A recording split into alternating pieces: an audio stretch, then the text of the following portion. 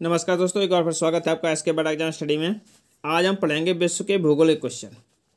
विश्व के भूगोल के इंपॉर्टेंट क्वेश्चन इस वीडियो में पढ़ेंगे। कुछ दिनों तक वीडियो नहीं आ पाया है, कुछ समस्या थी इसलिए वीडियो अपलोड नहीं कर पाए हैं, लेकिन आज के बाद आपको हर प्रतिदिन आपको एक वीडियो मिलेगा। अगर आप चैनल पहली बार आए हैं तो चैनल को सब्सक्राइब करके बेल आइकन को प्रेस कर लें, जिससे आने वाले वीडियो सबसे पहले आपको मिल सकें, आप परीक्षा के अच्छे से प्रिपरेशन कर सकें। चलिए दोस्तों, वीडियो स्टार्ट करते हैं।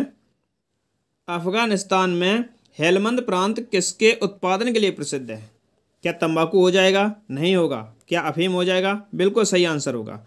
क्या होगा? अफीम। देखिए, अफगानिस्तान में 34 प्रांतों में, कितने प्रांत हैं? 34 प्रांत। 34 प्रांतों में एक प्रांत है क्या? हेलमंद। 34 प्रांतों में एक प्रांत है हेलमंद। अगर इसके क्षेत्रफल की बात करते हैं तो इसका क्षेत्रफल 58,584 वर्ग किलोमीटर है। 58,584 वर्ग किलोमीटर है। ये अफीम के लिए प्रसिद्ध है। इसका बी आंसर बिल्कुल सही हो जाएगा, अफीम के लिए। Next question.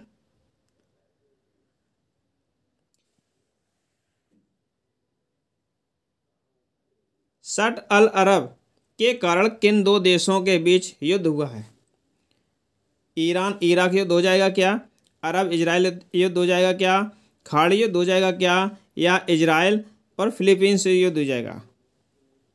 इसका सही आंसर ए हो जाएगा, ईरान और इराक। देखिए, ये युद्ध 1980 ईस्वी से 1988 ईस्वी तक लगभग 8 साल तक चला था, लेकिन कोई भी देश इसमें विजय के परिणाम तक नहीं पहुंचा था। ये शट अल अरब के कारण ये युद्ध हुआ था। Next question. सबसे पहले पृथ्वी की परिधि किसने नापी? इसका आंसर डी सही हो जाएगा, इरेटोस्थनीज। इरेटोस्थनीज ने सबसे पहले पृथ्वी की परिधि नापी है। ये यूनान के निवासी थे। कहाँ के ये निवासी थे? यूनान के। ये यूनान के निवासी थे। इन्हें भूगोल का पिता भी या जनक भी कहा जाता है। अगर पूछा जाता है भूगोल का पिता किसे कहा जाता है तो इरेटोस्थनीज को, या भूगोल का पिता या भूगोल का जनक। Next question. उरुग्वे सम्मेलन में किसकी स्थापना हुई? NATO यानी नाटो, OECD, WTO, IMF। इसका सही आंसर हो जाएगा WTO। देखिए, उरुग्वे सम्मेलन के बाद 1995 ईस्वी में 1995 ईस्वी में WTO वर्ल्ड ट्रेड ऑर्गेनाइजेशन, इसमें 164 देशों का समूह होता है। 164 देशों का समूह होता है। इसकी स्थापना उरुग्वे सम्मेलन के बाद 1995 ईस्वी में हुई थी। अगर इसकी मुख्यालय की बात कर लेते हैं तो इसका मुख्यालय जेनेवा, स्विट्जरलैंड में है। कहाँ पर है? जेनेवा स्विट्जरलैंड में है। अगर इसके अंदर भाषाओं की बात करते हैं तो इसके अंदर भाषाएं 3 ही सम्मिलित की गई हैं, अंग्रेजी, फ्रेंच और स्पेनिश। Next question. निम्नलिखित में से कौन सा यूरोपीय देश चारों ओर से अन्य देशों से घिरा हुआ नहीं है? यहाँ क्या पूछा है? घिरा हुआ नहीं है। निम्नलिखित में से कौन सा यूरोपीय देश चारों ओर से अन्य देशों से घिरा हुआ नहीं है? क्या हंगरी हो जाएगा, या कोसोवो हो जाएगा, या चेक गणराज्य हो जाएगा, या स्पेन हो जाएगा? इसका सही आंसर स्पेन हो जाएगा। क्या हो जाएगा? स्पेन। देखिए, स्पेन के दक्षिण में और पूर्व में भूमध्य सागर है। कौन सा है? दक्षिण में और पूर्व में भूमध्य सागर है, और इसलिए किसी भी देश से घिरा हुआ नहीं है। जबकि हंगरी, कोसोवो और चेक गणराज्य ये अन्य देशों से घिरे हुए हैं। Next question.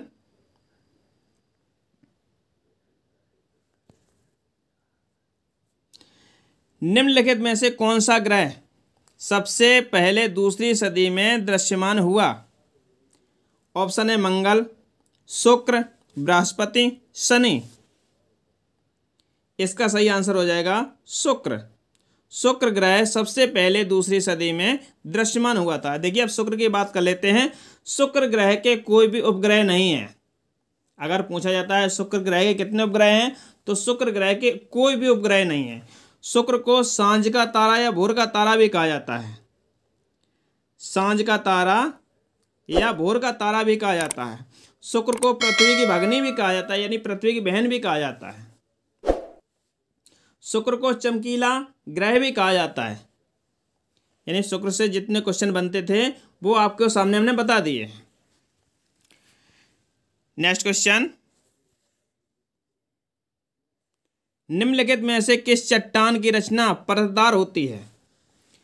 आग्नेय चट्टान, रूपांतरित चट्टान, अवसादी चट्टान, ब्रह्म आग्नेय चट्टान।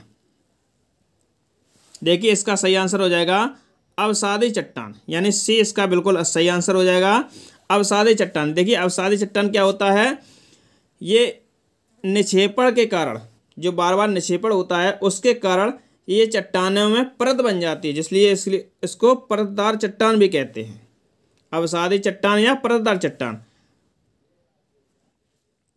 नेक्स्ट क्वेश्चन, ग्रेनाइट निम्नलिखित में से किसका उदाहरण है? अंतर्वेदी अग्नेय चट्टान, बहिर्वेदी अग्नेय चट्टान, अवसादी चट्टान या रूपांतरित चट्टान। देखिए ये आग्नेय चट्टान का उदाहरण है। किसका? आग्नेय। अब कौन सा आग्नेय है, अंतर्वेदी है या बहिर्वेदी है? इसका सही आंसर हो जाएगा अंतर्वेदी। अंतर्वेदी आग्नेय चट्टान का ये उदाहरण है ग्रेनाइट। देखिए अंदर से निकलता है, पृथ्वी के अंदर से निकलता है, इसलिए अंतर्वेदी आग्नेय चट्टान का उदाहरण होता है। नेक्स्ट क्वेश्चन, मेडिसिन रेखा को अन्य किस नाम से जाना जाता है? इसका आंसर हो जाएगा 49वां उत्तरी समांतर। इसका सी आंसर बिल्कुल सही हो जाएगा। देखिए 49 डिग्री भूमध्य रेखा से उत्तर की ओर ये स्थित होती है। ये यूरोप, एशिया, प्रशांत महासागर से होते हुए उत्तरी अमेरिका और अटलांटिक महासागर से होते हुए गुजरती है। यूरोप, एशिया, प्रशांत महासागर, उत्तरी अमेरिका और अटलांटिक महासागर से होकर गुजरती है। इसको मेडिसिन रेखा का नाम 49वीं उत्तरी समांतर रेखा भी कहा जाता है। नेक्स्ट क्वेश्चन, हीरे का सबसे बड़ा व्यापारिक केंद्र किस देश में स्थित है? इसका सही आंसर हो जाएगा बेल्जियम। ए आंसर इसका सही हो जाएगा बेल्जियम। अब देखिए अगर भारत में पूछा जाता है कि भारत में हीरा तराशने का काम सबसे अधिक कहाँ होता है, तो गुजरात प्रांत के, कहाँ पर? गुजरात प्रांत के सूरत में। गुजरात प्रांत के सूरत में हीरा तराशने का काम सबसे अधिक होता है, अगर भारत की बात पूछी जाती है तो। नेक्स्ट क्वेश्चन, पृथ्वी के कुल द्रव्यमान में लोहे का हिस्सा कितने प्रतिशत होता है? 24.5%, 34.6%, 39.3% या 42.4%। इसका सही आंसर हो जाएगा 34.6%, यानी बी इसका आंसर बिल्कुल सही हो जाएगा, 34.6% होता है। अब देखिए जो पृथ्वी का द्रव्यमान है उसकी तुलना में सूर्य के द्रव्यमान कितना होता है, तो 3,30,000 अधिक, 3,30,000 गुना अधिक होता है जो पृथ्वी का द्रव्यमान है और सूर्य का द्रव्यमान, यानी कि सूर्य का द्रव्यमान पृथ्वी के द्रव्यमान की तुलना में 3,30,000 अधिक होता है। नेक्स्ट क्वेश्चन, सबसे पहले शनि ग्रह को किसने टेलीस्कोप की सहायता से देखा? इसका सही आंसर हो जाएगा गैलीलियो गैलीली। ए आंसर इसका सही हो जाएगा गैलीलियो गैलीली। इसने 1610 ईस्वी में पहली बार इसने टेलीस्कोप की सहायता से शनि ग्रह को देखा था। ये गैलीलियो गैलीली ये इटली के निवासी हैं। कहाँ के निवासी हैं? इटली के। ये इटली के निवासी हैं। नेक्स्ट क्वेश्चन, पश्चिम में एशिया को यूरोप से कौन सा पर्वत अलग करता है? इसका सही आंसर हो जाएगा यूराल पर्वत श्रेणी। यूराल पर्वत श्रेणी ऑप्शन नंबर ए इसका सही आंसर हो जाएगा। देखिए यूराल पर्वत श्रेणी होती है जी रूस में उत्तर से दक्षिण तक स्थित है। रूस की बात करते हैं, देश रूस में उत्तर से दक्षिण तक स्थित है। ये एशिया को यूरोप से अलग करती है। इसकी अगर लंबाई की बात करते हैं तो इसकी लंबाई लगभग 2000 किलोमीटर है। यूराल पर्वत की लंबाई लगभग 2000 किलोमीटर। अगर इसकी चौड़ाई की बात करते हैं तो इसकी चौड़ाई 150 किलोमीटर है। अगर इसकी लंबाई पूछी जाती है तो लगभग 2000 किलोमीटर, इसकी चौड़ाई अगर पूछी जाती है तो लगभग 150 किलोमीटर। अगर यूरोप और एशिया को अलग करता है तो यूराल पर्वत। नेक्स्ट क्वेश्चन, ऑस्ट्रेलिया में सबसे लंबा नदी प्रवाह तंत्र किस नदी द्वारा निर्मित है? इसके सही आंसर हो जाएगा डार्लिंग नदी। ऑस्ट्रेलिया में जो सबसे लंबा नदी प्रवाह जल तंत्र होता है ये डार्लिंग नदी से होता है। देखिए ऑस्ट्रेलिया की सबसे बड़ी तीसरी नदी है। कौन सी नदी है? सबसे बड़ी नदी है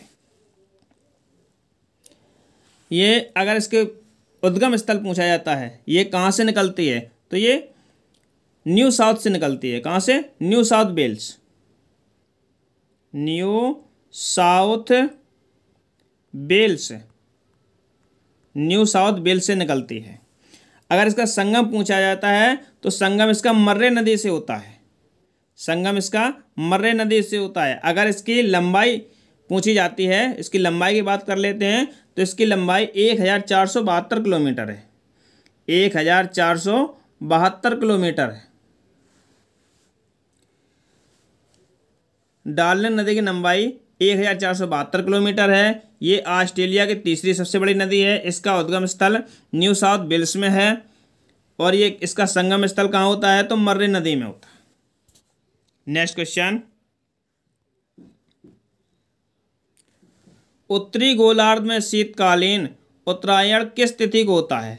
यानी उत्तरी गोलार्ध का सबसे छोटा दिन किस तिथि को होता है? ऑप्शन है 26 दिसंबर, 14 जनवरी, 21 दिसंबर, 24 दिसंबर। देखिए इसका सही आंसर होगा इनमें से कोई नहीं, क्योंकि यहाँ ऑप्शन में वो डेट नहीं दी गई है। अगर शीतकालीन उत्तरी गोलार्ध की बात करें, ये देखिए ऐसे ये पृथ्वी है, पृथ्वी को भूमध्य रेखा दो बराबर भागों में बांटती है, जिसके भूमध्य रेखा के ऊपरी का भाग उत्तरी ध्रुव होता है और इसके नीचे का भाग दक्षिणी ध्रुव है, यानी दक्षिणी गोलार्ध या उत्तरी गोलार्ध। ऊपर वाला उत्तरी गोलार्ध होता है, नीचे वाला दक्षिणी गोलार्ध होता है। देखिए अगर पूछा जाता है भारत किस गोलार्ध में स्थित है तो भारत उत्तरी गोलार्ध में स्थित है। अब उत्तरी गोलार्ध का सबसे छोटा दिन कौन सा होता है तो 22 दिसंबर को होता है। कब होता है? 22 दिसंबर को। जिस समय उत्तरी गोलार्ध का सबसे छोटा दिन होता है वो दक्षिणी गोलार्ध का सबसे बड़ा दिन होता है। अगर पूछा जाए दक्षिणी गोलार्ध का सबसे बड़ा दिन कब होता है तो 22 दिसंबर को होता है। अगर दक्षिणी गोलार्ध का सबसे छोटा दिन पूछता है तो 21 जून को होता है। 21 जून को दक्षिणी गोलार्ध का सबसे छोटा दिन होता है, जबकि उत्तरी गोलार्ध का सबसे बड़ा दिन होता है। नेक्स्ट क्वेश्चन, उत्तरी गोलार्ध का सबसे बड़ा दिन कौन सा होता है? जस्ट अभी हम चर्चा करके आए हैं। उत्तरी गोलार्ध का सबसे बड़ा दिन कौन सा होता है तो 21 जून। ए इसका बिल्कुल सही आंसर हो जाएगा। उत्तरी गोलार्ध का सबसे बड़ा दिन 21 जून, उत्तरी गोलार्ध का सबसे छोटा दिन तो 22 दिसंबर। अगर यही दक्षिणी गोलार्ध की बात करते हैं तो इसके बिल्कुल विपरीत हो जाता है। नेक्स्ट क्वेश्चन, पृथ्वी के पहले सुपर महाद्वीप का क्या नाम है? इसका सही आंसर हो जाएगा वाल्वरा। पृथ्वी के पहले जो सुपर महाद्वीप था उसका क्या नाम था तो वाल्वरा। नेक्स्ट क्वेश्चन, न्यूमोर नामक द्वीप किस स्थान पर स्थित है? क्या अरब सागर में स्थित है? नहीं है। क्या हिंद महासागर में स्थित है? नहीं है। क्या बंगाली खाड़ी में स्थित है? बिल्कुल जी हाँ, बिल्कुल सही आंसर हो जाएगा सी। न्यूमोर नामक द्वीप बंगाल की खाड़ी में स्थित है। अगर इसकी बात कर लेते हैं बांग्लादेश में इसको किस नाम से बुलाया जाता है? न्यूमोर नामक द्वीप को बांग्लादेश में किस नाम से बुलाया जाता है? कमेंट करिए। बांग्लादेश में इसको दक्षिण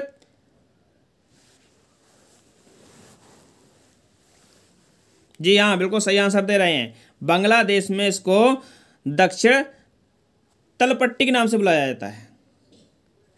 दक्षिण तलपट्टी, दक्षिण तल पट्टी के नाम से इसको बुलाया जाता है। देखिए अब बांग्लादेश में बंगाल की खाड़ी की बात करते हैं तो बंगाल की खाड़ी में 1970 ईस्वी में 1970 ईस्वी में एक चक्रवात आया था जिसका नाम रखा गया था भोला। क्या रखा गया था? भोला। उसके कारण ये न्यूमर नामक द्वीप अस्तित्व में आया। नेक्स्ट क्वेश्चन,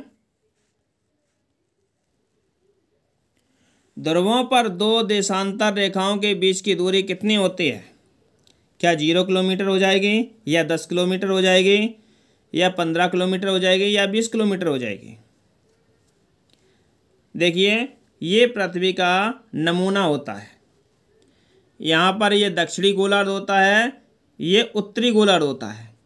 अब देशांतर रेखाएं दोनों ध्रुवों को मिलाते हुए खींची जाने वाली रेखाओं को देशांतर रेखा कहते हैं।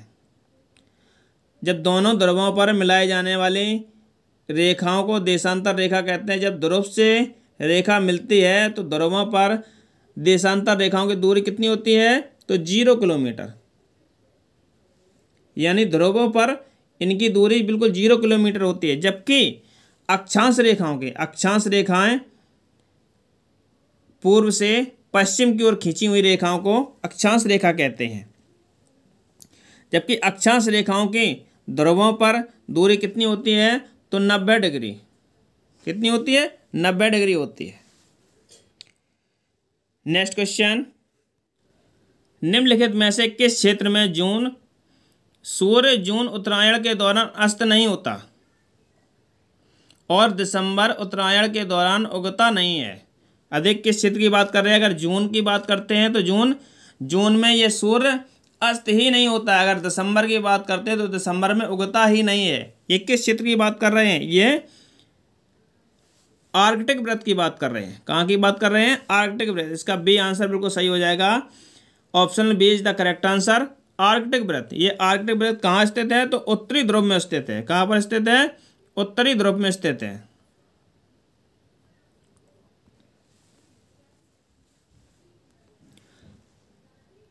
दोस्तों इसी के साथ ये वीडियो समाप्त होता है। हमारा ये वीडियो आपको कैसा लगा हमें कमेंट बॉक्स में ज़रूर बताइएगा। अगर आपको किसी भी वीडियो का PDF चाहिए हो तो हमारे टेलीग्राम चैनल को ज्वाइन कर लें, उसका लिंक हमने डिस्क्रिप्शन में दे दिया है। तो किसी भी वीडियो का PDF ले सकते हैं। चैनल को ज़रूर सब्सक्राइब कर लें।